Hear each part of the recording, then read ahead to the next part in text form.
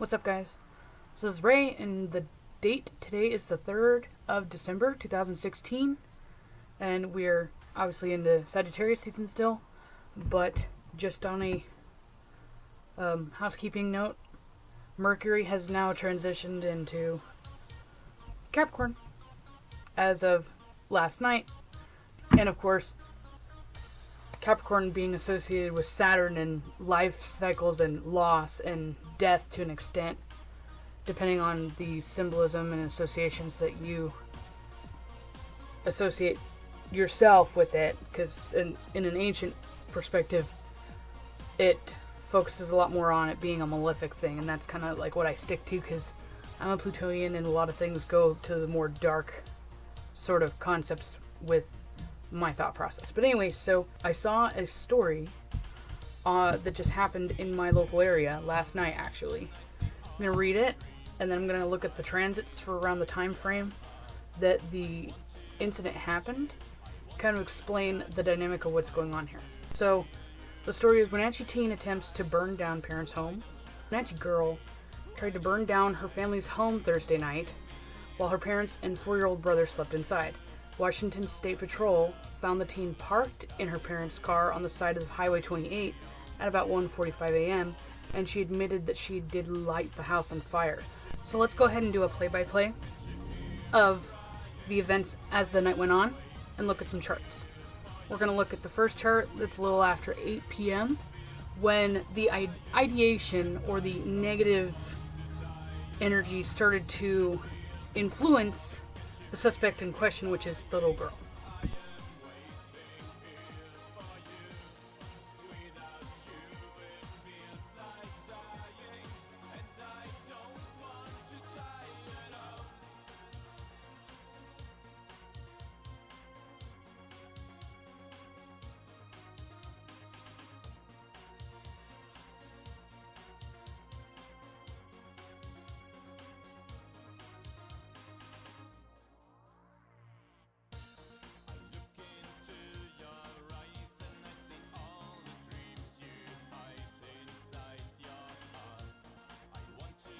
Okay, so there's a quincunx from Black Moon Lilith and Scorpio to Uranus that's on the midhaven. That would initially be the connection between the manifestation of antisocial conduct defiant disorder and Black Moon Lilith's negativity influencing that, which is the energy that's already been building up and is now manifesting as some sort of reactionary response to grief or anger or angst of some kind. Her being a teenager, I'm sure that doesn't help. But the Chiron trine Lilith in particular is what was feeding into this. You also notice too, if you look at it from if you're going to determine what planet in the chart symbolizes the suspect and then symbolizes the victims, Jupiter would be essentially the family at home, the mother, father, and brother, and it also embodies their home as well. And then Uranus would be the deviant, which is a typical behavioral archetype for Uranus in general. So going off of that representation, we have the Pluto T-square, so Pluto squaring Uranus, squaring Jupiter, Jupiter opposition Uranus. So Capricorn, embodying Pluto, essentially is supposed to be some sort of authoritarian power struggle.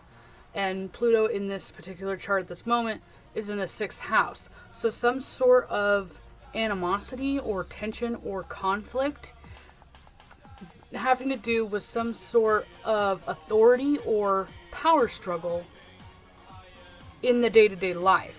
So it might be, the parents just attempting to tell her what to do and lay down some sort of rules, and she just did not want to deal with it. The manifestation of the archetype with Saturn in Sagittarius specifically, along with the Sun being in Sagittarius and being in Sagittarius season, would just encourage the childish acting out and doing something completely outlandish per se, for her to escape what she thinks is unfair or unjust in some way, shape, or form. Clearly, this is the closest to, for aspect-wise, of a psychotic episode, is what this would translate as. So now I'm going to jump forward to about 10:30, which is where I initially thought was the time frame of when this was all transpiring, the fire was going on, and then she essentially stole her parents' vehicle, which will be represented by some of the movements throughout the chart, and I'll show you.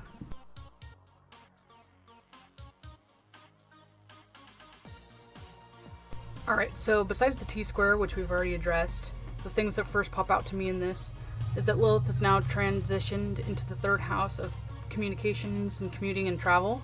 That would constitute as the moment I believe that she went out and stole the car. And then another thing I find fascinating, we have a trine between Saturn in Sagittarius to Uranus in the 9th house. So Uranus, again, is the conduct defiant disorder manifestation, and trining with Saturn in Sagittarius.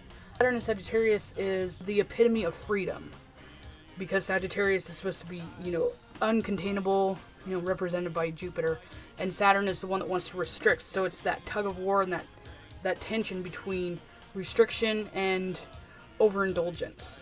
So that's also another great example as to a trine that manifests in a negative light. Also, too, we not only do we have that, but we have a sextile with Saturn to Mars, and then a sextile to Uranus, and residing in the 9th house of the mind, which is also semi-square to the North Node in the 1st house. So this goes back a lot to it feeding into the mutable square that's been going on throughout this year, specifically. Then we also see Neptune in the 7th house, and the polarity in medical astrology, which the polarity of the self is the 7th house, is where you see symptoms or physiological manifestations of an illness of some kind or a weakness. So her acting out like this, and her ideation in general of thinking that this was going to work, is the symptoms, more or less. It's unfortunate that the symptoms have to be the event itself, but the symptoms of obviously some severe mental instability. And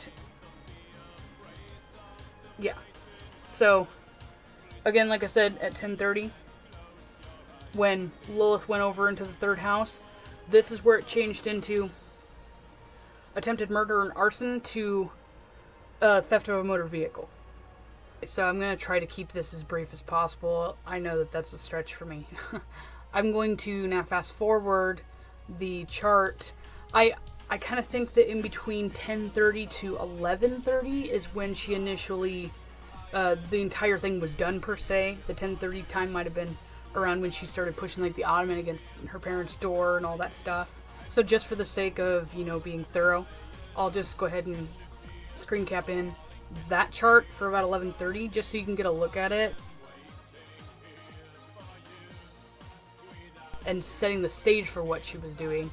But there was a grand cross exactly on the axis, the cardinal axis, at about 11:20 something to 11:30. So that specifically looks more like the actual fire going on while she's watching it, kind of thing. And so now I'll go ahead and clip in the final chart, which is like a quarter till 2 a.m. in the morning, and that's when the deputies found her in her parents' car on the highway.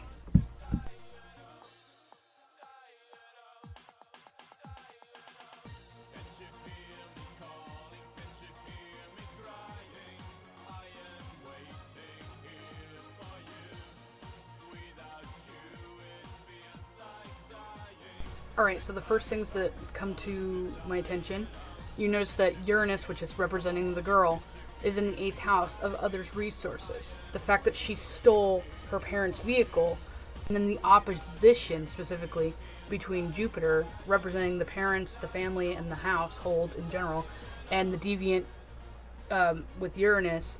You also notice too that Saturn going into the third house, that also represents authority. And then the other thing that I wanted to point out is how significant the Lords of the Day are. When I say Lords of the Day, that's to do with what planet ruler or Lord Dios is supposed to signify each day of the week. Thursday is when this occurred. Thursday is Jupiter's day. So the ruler or Lord Dios of the day is always going to have a predominant influence over all the events that transpire with the aspects.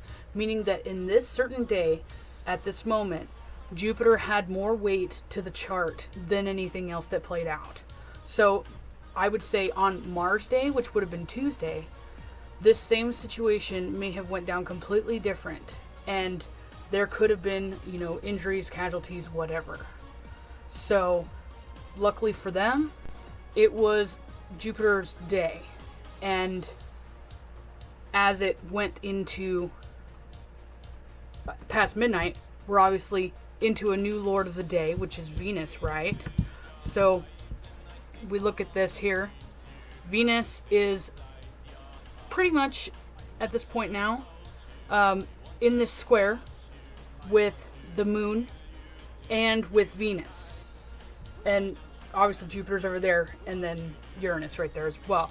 So Venus is your relationship with other people. So relationship in the fourth house would be home. And obviously the moon would have direct association with the mother. Basically what transpired completely severed this family's relationship they had for life. And because when Jupiter was in the second house in the last chart, and then going into the first house, Jupiter being in the second house of resources, personal resources, when the fire was transpiring, is one of the key factors as to why this family was fortunate and they did not become casualties to the malicious intent of Lilith and Scorpio's manifestation. So that was just an explanation of said events and the aspects as they transpired. If you have any questions, feel free to tweet me up on Facebook, or just, spam me with comments on YouTube. However you want to do it, that's totally cool. If anybody has any stories or events that they would like me to break down and give them, aspect symbolism or whatever, feel free to send me any suggestions. I'm down for that too. Adios.